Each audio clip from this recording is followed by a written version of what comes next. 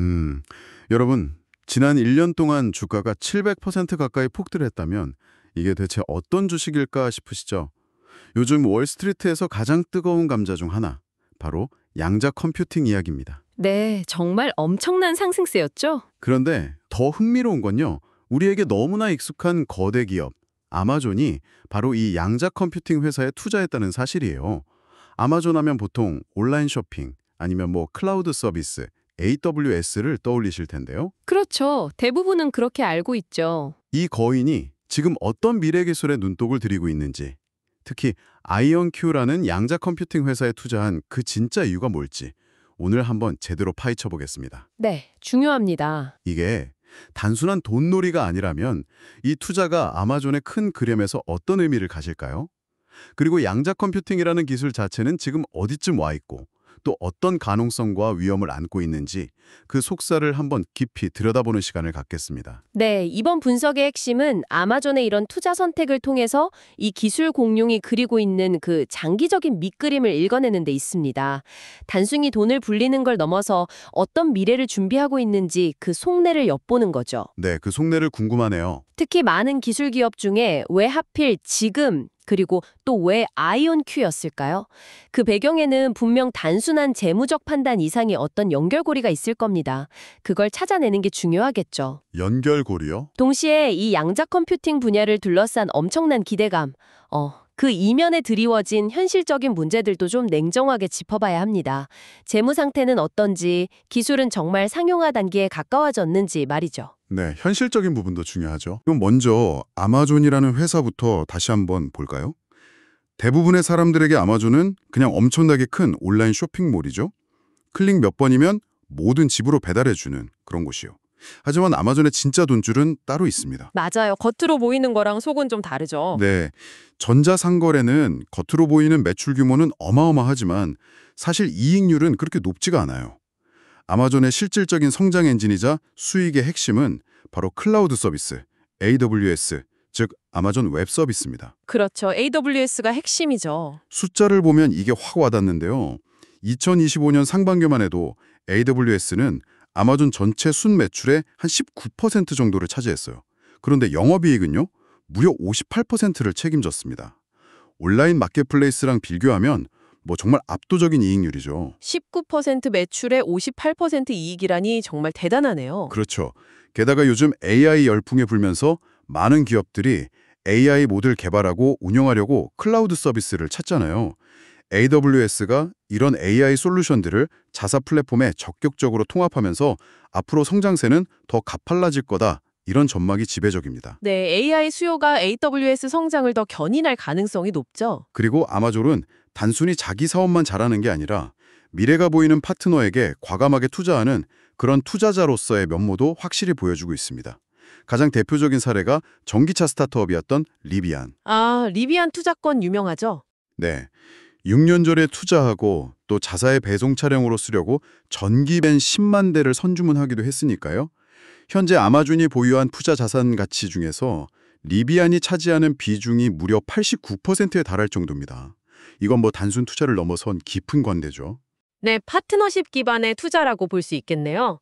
바로 그런 아마존의 투자 움직임을 포착할 수 있는 공식적인 문서가 13F 공시라는 게 있습니다. 13F 공시요? 네, 미국 규정상 1억 달러, 우리 돈으로 약 1,300억 원 이상 자산을 운용하는 기관 투자자는 매분기 말 기준으로 어떤 주식이나 채권을 얼마나 보유하고 있는지 증권거래위원회, SEC에 보고해야 하거든요. 아, 의무적으로 공개해야 하는 거군요. 맞습니다. 아마존처럼 자체적으로 큰 규모의 투자 포트폴리오를 운용하는 기업도 이 규정을 따라야 하고요. 그래서 2025년 2분기 아마존의 13F 보고서를 통해서 아주 흥미로운 사실이 드러난 겁니다. 포트폴리오에 새로운 이름이 등장했거든요. 바로 양자 컴퓨팅 기업 아이온큐였습니다. 아, 그때 아이언큐가 딱 등장했군요. 네. 구체적으로 아마존은 이 기간에 아이온큐 주식 85만 4,207주를 매입했습니다. 당시 시장 가격으로 따지면 약 3,670만 달러, 우리 돈으로 한 500억 원에 가까운 규모였죠. 그런데 이 주식 가치가 이후 더 올라서 작년 10월 3일 기준으로 보면 6,260만 달러, 약 850억 원 수준까지 불어났습니다. 와, 투자 수익률도 상당하네요. 그렇죠. 근데 여기서 정말 놀라운 건 비단 아마존 투자권뿐만 아니라 양자 컴퓨팅 관련주들의 그 기록적인 주가 상승률입니다. 지난 1년을 기준으로 보면 아이언큐가 696% 상승했고요. 다른 회사들은 뭐 더합니다. 리게티 컴퓨팅은 5,130%, 디웨이브 퀀텀 3,460%, 퀀텀 컴퓨팅 주식회사는 3,630%나 폭등했어요. 5,000%요? 5,000%요? 와, 믿기 힘든 숫자인데요? 정말 비현실적인 숫자죠.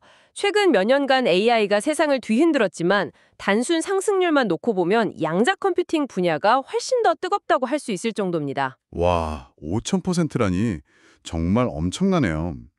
그런데 양자 컴퓨팅, 사실 이름부터가 좀 어렵잖아요. 저 같은 사람도 좀 이해할 수 있게 쉽게 설명해 주실 수 있을까요? 이게 도대체 뭐길래 이렇게 난리인 거죠? 하하, 그렇죠. 양자라는 말 때문에 괜히 어렵게 느껴지실 수 있는데 핵심 아이디어는 생각보다 간단합니다. 현재 우리가 쓰는 컴퓨터는 0 아니면 1 이렇게 딱 두 가지 상태로 정보를 처리하잖아요. 이걸 비트라고 부르죠. 네, 0 아니면 1. 그런데 양자 컴퓨터는 0과 1 상태를 동시에 가질 수 있는 큐비트, 큐빗이라는 단위를 사용합니다.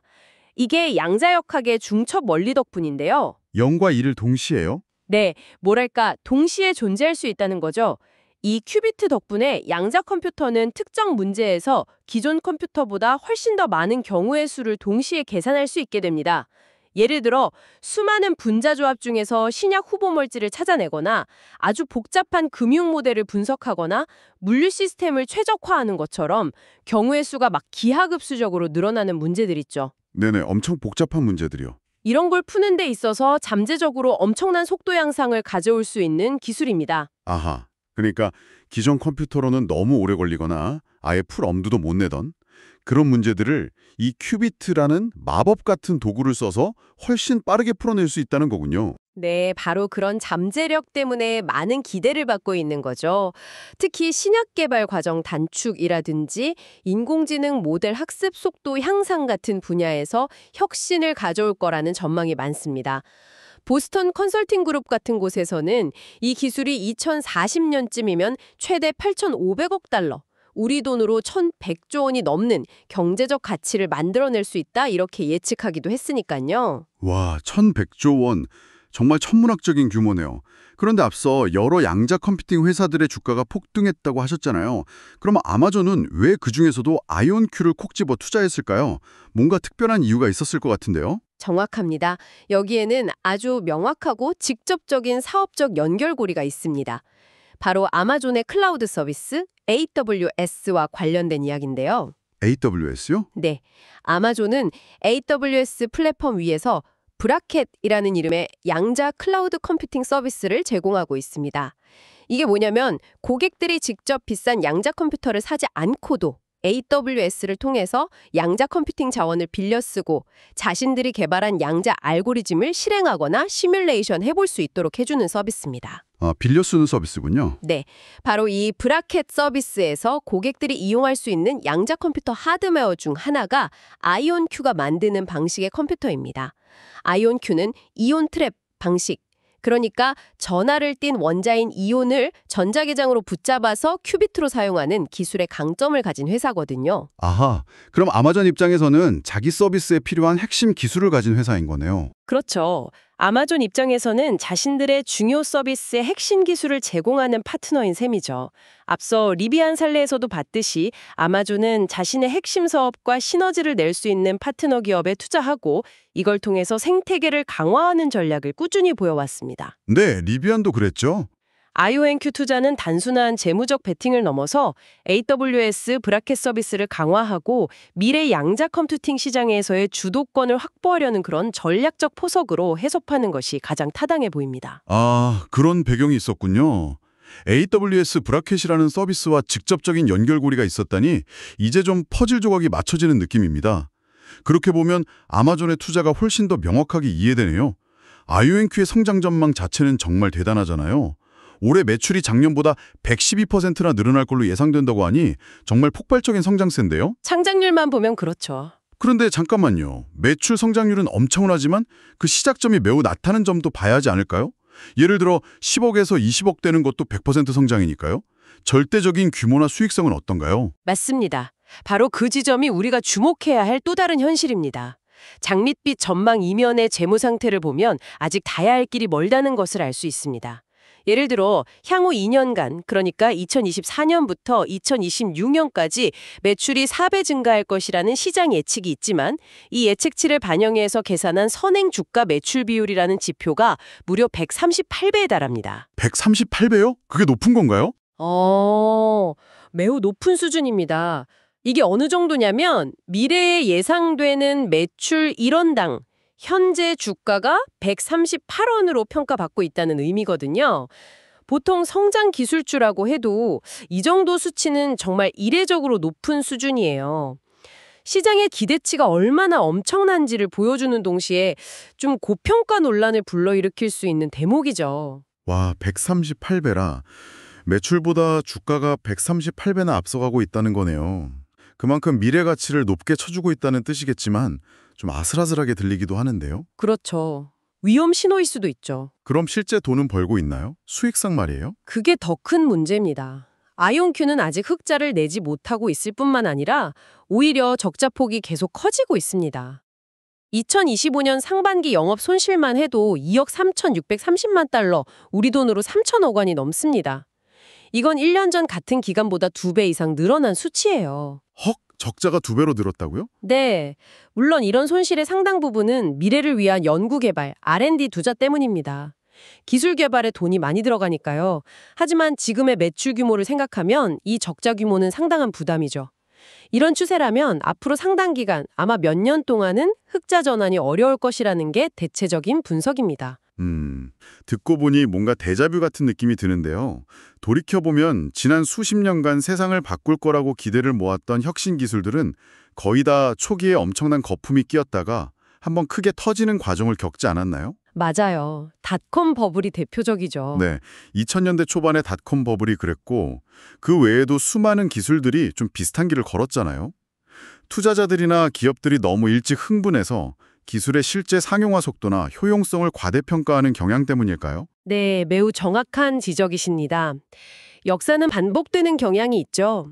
양자 컴퓨팅 역시 과거의 혁신 기술들이 겪었던 과대 광고 주기, 하이프 사이클, 그 패턴에서 자유롭지 못할 가능성이 매우 높습니다. 마치 닷컴 버블 당시에 구체적인 수익 모델 없이 그냥 미래 인터넷 세상이라는 기대감만으로 수많은 기업들의 주가가 천정부지러 치솟았던 것처럼 말이죠. 양자 컴퓨팅도 그럴 수 있겠군요. 네, 아마존의 아이온큐 투자는 분명 이 기술의 판도를 바꿀 만한 장기적인 잠재력에 대한 전략적인 베팅입니다. 미래를 보고 씨앗을 뿌리는 거죠. 하지만 동시에 이는 단기적으로는 주가의 극심한 변동성이나 기술 구현의 어려움 같은 상당한 위험을 감수해야 한다는 의미이기도 합니다. 장기적으로는 좋지만 단기적으로는 위험하다. 그렇죠. 이 기술이 연구실을 나와서 실제 산업 현장에서 광범위하게 쓰이기까지는 아직 넘어야 할 기술적 그리고 비용적인 장벽이 많고요. 그 과정에서 수많은 부침이 있을 수밖에 없다는 점을 염두에 둬야 합니다. 네, 오늘 이야기를 종합해보면 아마존은 AWS라는 강력한 엔진을 바탕으로 양자 컴퓨팅이라는 차세대 기술의 전략적인 깃발을 꽂은 셈이네요. 단순 투자가 아니라 자사의 클라우드 서비스와 연계해서 기술 생태계를 선점하고 미래 시장의 주도권을 잡으려는 큰 그림의 일환으로 보입니다.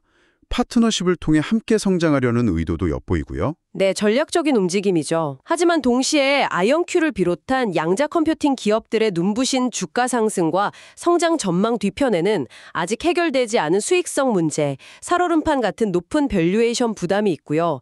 그리고 무엇보다 기술 자체가 아직은 초기 단계에 머물러 있다는 본질적인 불확실성이 공존한다는 점도 명확히 확인했습니다. 맞습니다. 양면성이 뚜렷하죠. 거대 기술 기업들은 종종 이렇게 행동합니다. 기술이 완전히 무르익거나 대중화되기 한참 전부터 어쩌면 불확실성이 가장 클 때 오히려 과감하게 미래에 투자하죠. 리스크를 감수하고 베팅하는 거군요. 네. 아마존의 아이온큐 투자는 이런 빅테크들의 장기적인 안목과 위험 감수 능력을 보여주는 또 하나의 사례라고 할 수 있습니다. 당장의 수익보다는 미래의 가능성에 베팅하는 거죠. 여기서 청취자 여러분께 한번 질문을 던져보고 싶습니다. 이런 엄청난 잠재력과 동시에 높은 위험을 가진 미래 기술에 대한 투자를 어떻게 생각하시나요? 개인 투자자로서 우리는 이 거대한 파도에 어떻게 올라타야 할까요? 아니면 한 발 물러서서 지켜봐야 할까요? 네, 정말 어려운 질문이네요. 아마존의 사례는 이 흥미로운 질문에 대해 각자의 답을 찾아보는 좋은 계기가 될 것 같습니다. 한번 깊이 고민해 볼 만한 주제 아닐까요?